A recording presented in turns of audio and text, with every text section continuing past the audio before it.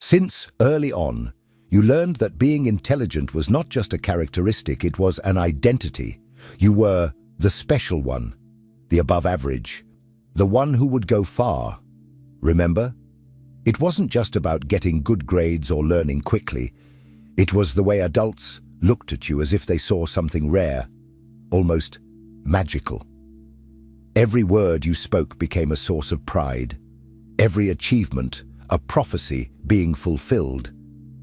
But what no one told you, perhaps because they didn't even know, is that along with these compliments came an invisible prison. A label that looked beautiful on the outside, but was corrosive on the inside.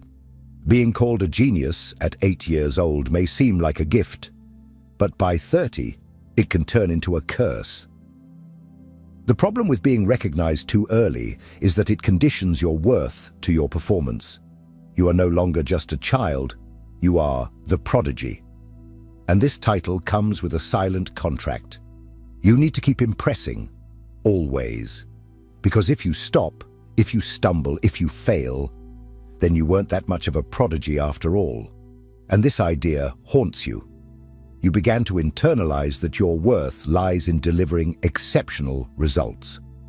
That you only deserve love, respect, and admiration if you continue to be brilliant. And this made you grow up with a constant fear, the fear of disappointing. And this fear, contrary to what they say, didn't push you forward. It paralyzed you. It made you procrastinate, sabotage opportunities, postpone projects. Because when all that is expected of you is genius, any movement feels insufficient. You were taught to be extraordinary, but no one taught you to be human.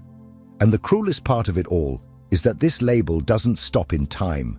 It seeps into adulthood. Now you are no longer the prodigy, but rather the disappointment. And you feel ashamed for not having made it.